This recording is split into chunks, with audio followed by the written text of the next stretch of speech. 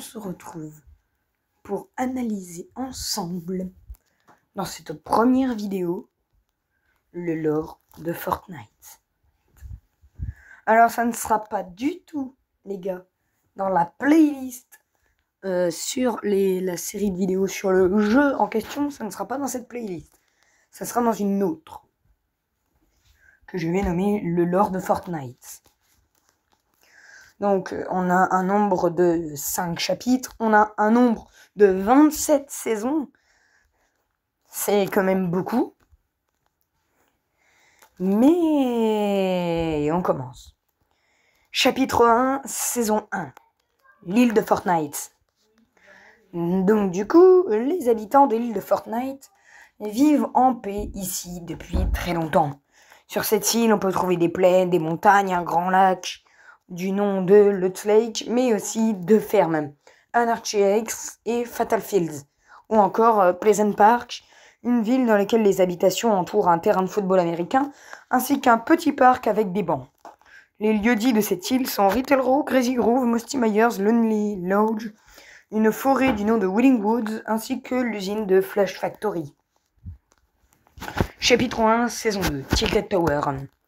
De nouveaux lieux ont été construits sur l'île, notamment la nouvelle plus grande ville de l'île, Tilted Tower, dans laquelle on peut carrément trouver de gros immeubles ainsi qu'une tour avec une horloge dessus. La tour avec l'horloge dessus, ça me fait penser, je sais pas pourquoi, mais ça me fait penser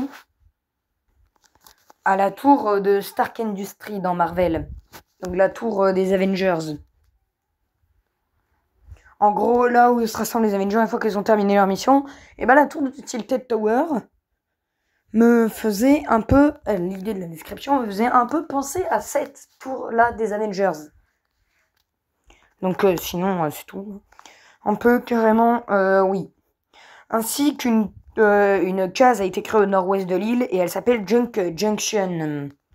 Une montagne nommée Haunted Hills, sur laquelle il y a une sorte de petit cimetière. Les entrepôts de Dusty Depot forment désormais un lieu-dit. Les autres lieux-dits qui ont été ajoutés, sinon Snowbay Shores, Shaft et Tomato Town. Chapitre 1, saison 3, une lueur dans le ciel. À partir du milieu de la saison 3, une étrange lueur bleue apparut dans le ciel. Elle grossit de plus en plus et devenait plus brillante de jour en jour. Un peu plus tard, des télescopes qui apparaissent un peu partout sur l'île. Je pense que ça annonce très bien l'événement du coup qui s'est passé à cette saison. Et alors, je pense qu'on ne l'oubliera peut-être, parce que c'était pas l'événement le plus ouf de Fortnite jusqu'à maintenant. Ouais, je trouve que l'événement le plus ouf de Fortnite, c'est soit les fins de chapitre ou soit Galactus. Parce que Galactus, j'ai vraiment adoré. Pour moi, c'est le meilleur event de Fortnite jusqu'à maintenant. Mais pour moi, hein, pas pour vous. Peut-être pas pour vous. Aucun habitant ne savait vraiment de quoi il s'agissait, mais beaucoup spéculaient en disant que ça pouvait être un vaisseau alien. Ah, vaisseau alien, donc en fait... Ouais, non, ça aurait pas été logique en fin de compte. Hein. L'ultime réalité... Je crois que je sais. L'ultime réalité n'existait que dans une dimension parallèle dans Fortnite chapitre 1. D'ailleurs, c'est lui qui aurait amené un peu tout le bazar des chapitres précédents. Non, suivants. Oui, bon, je sais plus, hein, vous m'excuserez. Mais soi-disant passant, d'après certaines théories que j'ai vues, ça serait l'ultime réalité, donc les aliens du coup. Je crois que c'était les vaisseaux aliens de la saison 2, donc l'ultime réalité, qui voulait, donc, enfin même qui avait ramené le météore. Sachant qu'apparemment le météore aurait déjà pu s'écraser sur l'île pendant les événements de Fortnite. Enfin, des événements avant Fortnite. Donc on sait très bien que l'ultime réalité fait ses débuts en secret dès le chapitre 1. Parce que je ne vois pas comment un météore aurait originellement pu changer de cible pour directement frapper, pour directement aller frapper. Bon, les gars, je vais vous expliquer ma théorie. Et franchement, pour ça, vous aurez besoin de me croire. Moi, je pense que ma théorie sur le météore... Alors, quand on joue sur la map de Fortnite, vous avez sûrement dû voir tous les petits historiques qui étaient présents lors de la saison 3, comme par exemple des panneaux en mode RIP Tilted Tower, des télescopes qui apparaissent sur les toits de Tilted et dans d'autres endroits également. Hein. Et bah, tout le monde pensait que ça allait s'écraser sur Tilted.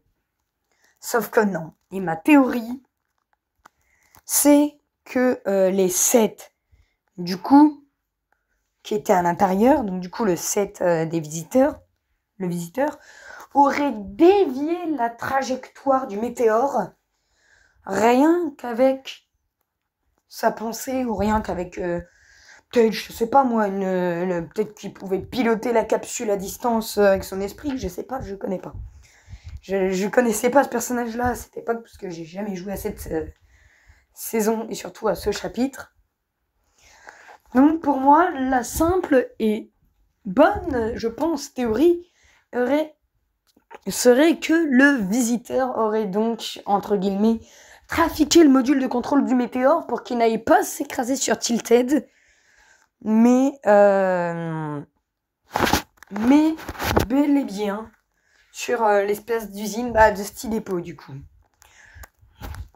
Voilà la deuxième théorie qui est un petit peu moins folle, puisque voilà, hein, ça pourrait être l'ultime réalité qui a dévié le météore pour qu'il empêche d'aller sur Tilted Tower, mais bon, je vois pas, parce que l'ultime réalité ne veut pas sauver le monde, il veut justement le détruire.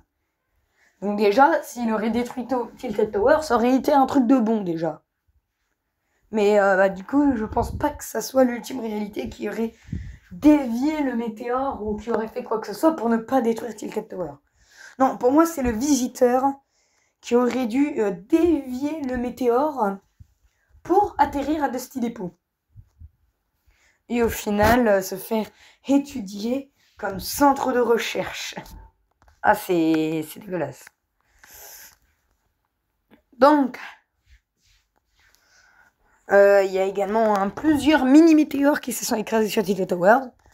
Donc, entre guillemets, le fait que l'ultime réalité est derrière tout ça, c'est un petit peu plus logique.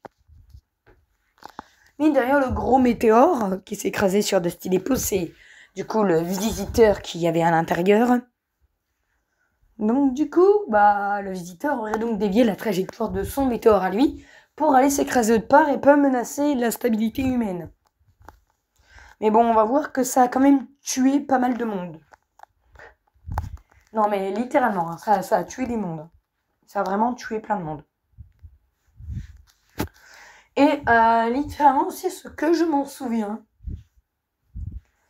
Il y avait des milliers de petits météores qui tombaient du ciel au bout d'un moment, qui s'écrasaient sur Tilted Tower. Donc c'est bien une raison sur une autre pour dire que l'ultime réalité aurait utilisé le météore sans savoir qu'il y avait un membre des 7 à l'intérieur et qu'il l'aurait directement envoyé sur Tilted Tower. Donc pour moi, c'est ça la logique des choses. L'ultime réalité, donc, du coup, existait déjà dans l'univers. Et ce qui s'est passé, c'est que l'ultime réalité, en gros, aurait envoyé le météore sur Terre, sauf que le visiteur aurait pris les commandes de son propre météore et aurait dévié sa trajectoire pour, du coup, s'écraser dans un lieu qui n'était pas tant fréquenté que ça par les personnes qui jouaient au jeu. Mais bon, il y avait quand même pas mal de monde. Je suis pas au-delà de dire qu'il y avait personne sur le lieu au moment où le météore s'est crash. Si. Mais même, de toute façon, même les gens aux alentours, ils sont morts. Alors, voilà. Donc, l'ultime réalité, on va dire ça comme ça, a fait pas mal de petits ravages sur la map. Et c'est ainsi qu'on passe au chapitre 1, saison 4, super production. Et c'est là qu'on apprend que les 7 à la base étaient censés être les ennemis du monde de Fortnite. Alors, au lancement de la saison 4, le météore que l'on voyait dans le ciel de la saison précédente s'écrasa finalement non loin du centre de l'île, détruisant au passage Dusty Depot et laissant derrière elle un cratère qui fut nommé Dusty Depot. L'UIA. Ah tiens, c'est ça que ça m'intéresse un petit peu. Parce que si on regarde bien les véhicules de l'IO, et aussi bien évidemment, hein, si vous avez joué à Sauver le Monde, à Fortnite Sauver le Monde, qui était le mode de jeu avec la tempête, il fallait arrêter le roi de la tempête et tout là. Le symbole, si vous regardez bien le symbole, déjà le symbole, après pour la première fois, du coup, non pas sous forme de V-Buck,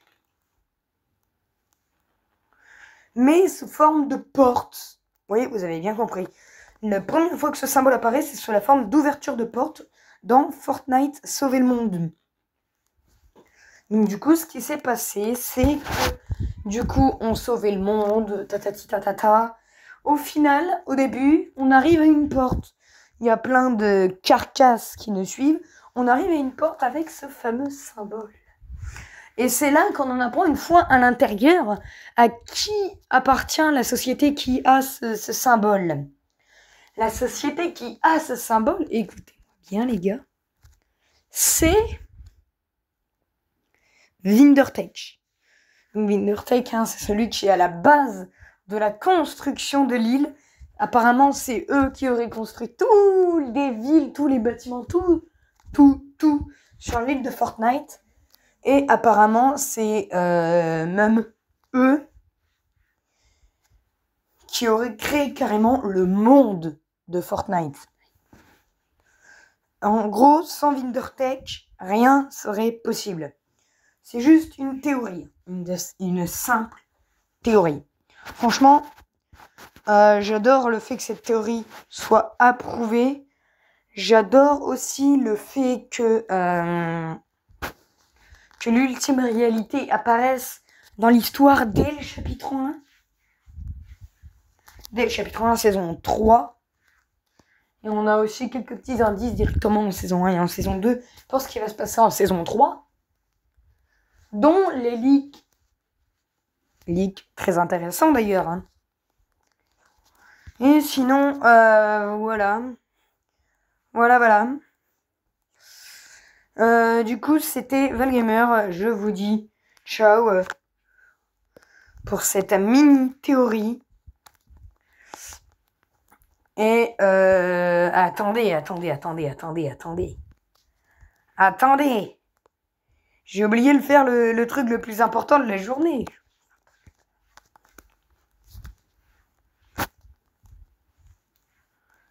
De mettre le code créateur de la journée dans la map Fortnite. Enfin, dans Fortnite. Donc, on va directement mettre un code créateur directement.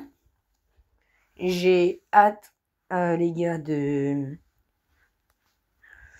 Je vais envoyer ma théorie à quelqu'un. On va voir si c'est plausible, si c'est pas plausible, ou si c'est carrément impossible même.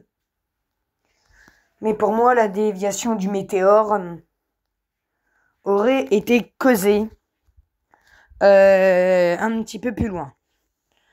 D'ailleurs, je vous conseille d'aller directement à la partie dédiée à la théorie de cet épisode. Parce que sinon, on saurait tous très bien que ça n'aurait pas marché, hein, n'est-ce pas? Soutenez un créateur. Attendez les gars, je reviens. Ok les gars. C'est parti. NASS. Vous avez tous très bien compris de qui il s'agit. Vous avez tous très bien compris de qui il s'agit, je pense.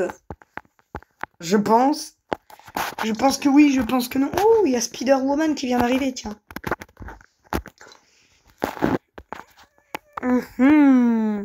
Ah, ça va être intéressant, ça, tiens.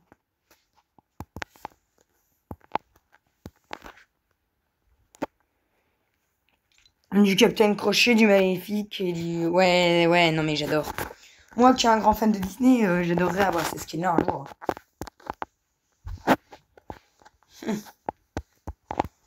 Bon, bref. Voilà. En tout cas, dans tous les cas, je vais envoyer ma théorie directement sur YouTube.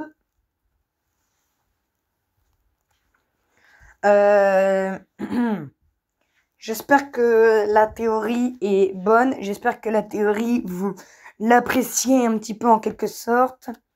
Mais pour moi, la réponse à la question est peut-être. Oui, peut-être. Hein.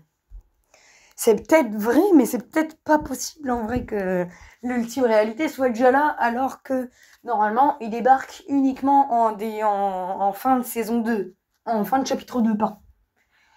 C'est peut-être pas ça, c'est peut-être un autre truc qui apparaîtra plus tard. Enfin là, on n'en sait rien. En tout cas, voilà, c'était Valgamer, je vous dis ciao. Allez.